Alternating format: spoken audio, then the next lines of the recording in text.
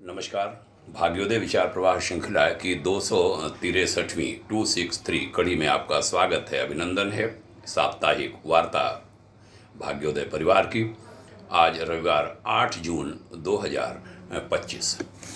बंधुओं, उत्तर प्रदेश की राजधानी लखनऊ, जहां पर इस समय मैं हूं, यहां की हाल की एक घटना ने सभी के दिल दहला दिए। मेट्रो स्टेशन के नीचे 2.5 बरस की एक बिटिया अपने माता पिता के साथ सो रही थी। एक नीच दरिंदा जिसका नाम दीपक था, वो वहाँ आया, उस बच्ची को गोद में उठा ले गया, सोती हुई बच्ची को।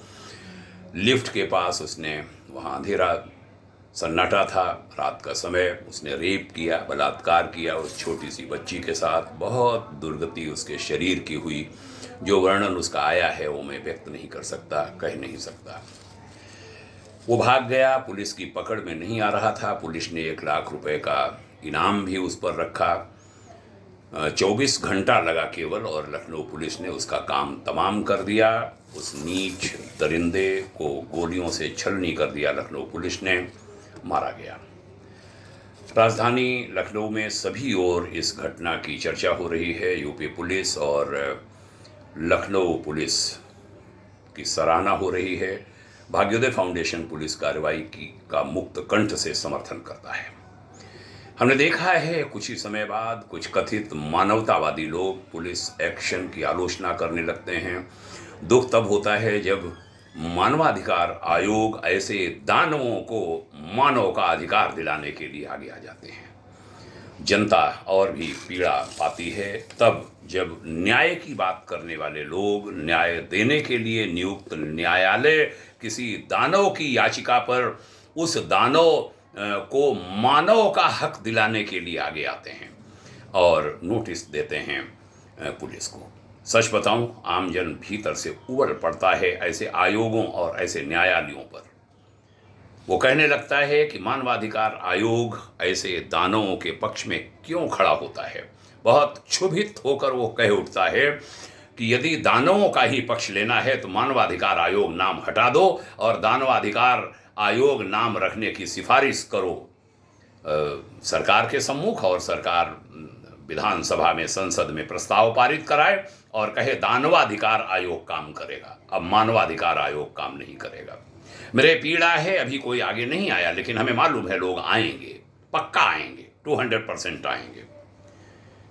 जो संस्था एक सीधे साधे मानव की छोटी सी बच्ची पर घोर अमानुषिक अत्याचार करने वाले दानव के पक्ष में खड़ी हो, उसे मानवाधिकार आयोग कैसे कहा जाए।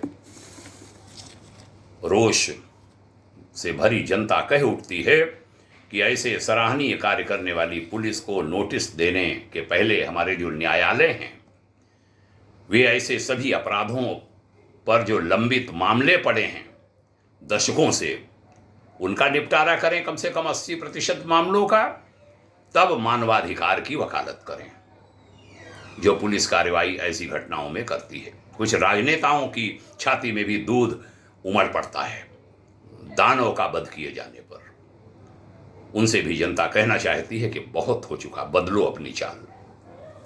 संविधान ने, हमारे देश के संविधान ने मानव के हितों की बात सोची है, दानव की नहीं।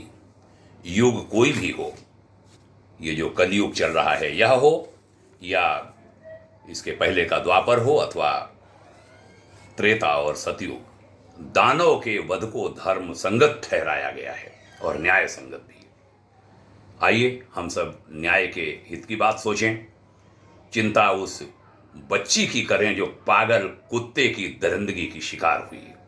चिंता उस माता पिता की करें जो घर से दूर मेहनत मजदूरी करके गरीबी में रहते हुए भी नीति निष्ठा का पालन करते हैं और उसके साथ जीवन की गाड़ी को आगे बढ़ाते हैं। उन नीचों की चिंता छोड़ दें, उन दरिंदों की फिक्र करना अब तत्काल प्रभाव से बंद कर दें जो मानवता पर एक कलंक है।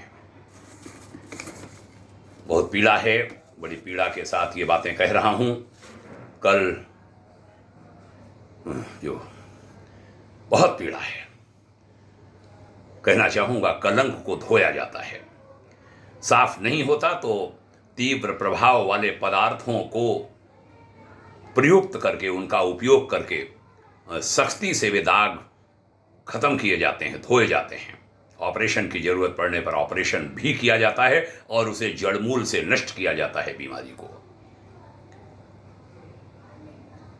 आइए अन्याय और अन्यायी के साथ न खड़े हों, न्याय का साथ दें, पीड़ित का साथ दें, न्यायपालिका भी उसमें सहयोगी बने। भाग्योदय फाउंडेशन दरिंदे दीपक वर्मा का वध करने वाली लखनऊ पुलिस की टीम की बार बार सराहना करता है। आइए सत्य के पक्ष में खड़े हों, न्याय के पक्ष में खड़े हों, अन्याय के साथ न खड़े हों।